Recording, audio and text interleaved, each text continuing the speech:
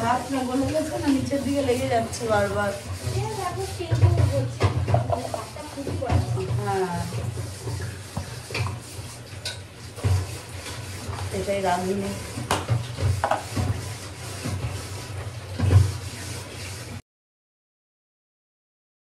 Good morning মন্ডলা family. সকাল সকাল আজ ব্লগটা স্টার্ট হয়েছে রান্নাঘর থেকে। অর্ধেক রান্না বান্না কমপ্লিট, রান্না বাকি আছে বলতে লাউ পাতার বাটা আর হচ্ছে মাছ, এই দুটো হলে কমপ্লিট। তাড়াতাড়ি স্নান যাব, তার আগে ছাদে যাব, জামা কাপড়গুলো মেলে আসবো। এখনো আমাদের রোদের অবস্থা ভালো, রোদ দেবার তো এখন রোদ দিয়েছে। যাই হোক, এখন আগে ছাদে যাব।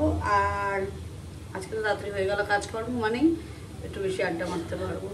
দেখি, আগে আগে দেখো, হোপফুলি ব্লগটা ভালো লাগবে। গেছিলাম ছাদে, 3বার 4বার করে এক বৃষ্টি আসছে যাচ্ছে আর এই হচ্ছে। তারপর লাস্টে দেখি বৃষ্টি নেই, মেলে দিয়ে এসছে। এখন দেখি ঝমঝম করে বৃষ্টি পড়ছে। বাবাকে বললাম গিয়ে তুলে আনতে, আর পাচ্ছি না। এখন আমার রান্নাবান্না কমপ্লিট। বিকেলে করবো চিকেন স্যুপ আর ফুলকপি আলু তরকারি করা হয়ে গেছে। সব কেটে রাখছি রেডি করে। ছেলেও বাড়ি চলে আসছে, তারপরে আরে খাওয়া দাওয়া করবো একসাথে। এখন যাবো স্নানে, প্রচুর গরম লাগছে।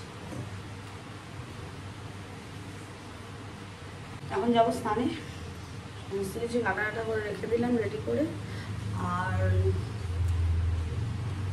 আর কি এখন স্নান থেকে আসে, ফোনকে দিই চার্জার। এখন একটু ব্লগগুলো ছোটো ছোটো আসছে আর একটু প্রেশারই আছে ছেলেকে নিয়ে। একটা বললাম না ভালো খবর আসতে চলেছে নতুন করে, যাই হোক ওই জন্য একটু আগে হয়ে যাক, তারপরে সব বলবো। এখন তাহলে স্নান করে আসি, আর মাকে এসে, বাবা স্নান হয়ে গেছে, বাবা আবার খেতে আসবে, তার আগে আমি কমপ্লিট করি। চলো, এখন আছে কতগুলো কাজ হচ্ছে। চিকেন স্যুপ বানাবো আর সঙ্গে বানাবো হচ্ছে রুটি। এটা বানাবো, যার জন্য সব কেটে ফেটে সকালে রেডি করে রেখেছি। এখন শুধু পেঁয়াজ আর রসুনটা কেটে নিলাম। এবার দেখি আর কি, রুটি আর চিকেন স্যুপ আর চা করবো আগে। তার আগে রুটির আগে চা খেতে হবে। গলা প্রচুর ফুসফুস ফুসফুস করছে।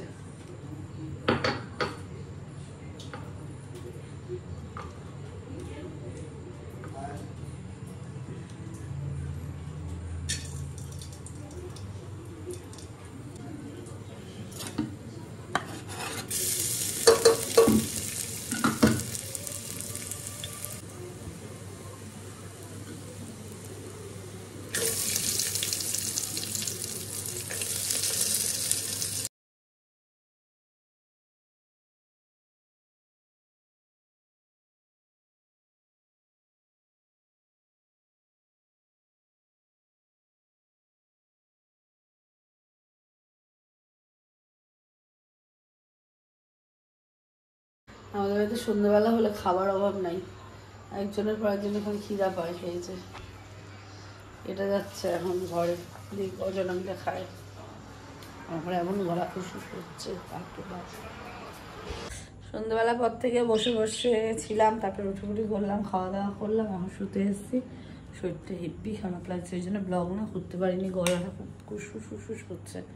ট্যাবলেট খেলাম, সিরাপ খেলাম, যাই না কত কি ঘুমাবো না ঘুমাবো। এদিকে দেখছি পাশের বাড়িতে এসি চলছে, আর আমার যত জামা কাপড় ছিল ছাদে দেওয়া সব বাবা এনে এখানে মেলে দিয়েছে। আর আমি তাই ভাবি জামা কাপড়গুলো গেল কোথায়। রাত্রিটা অনেক হয়েছে, যাবো শুতে।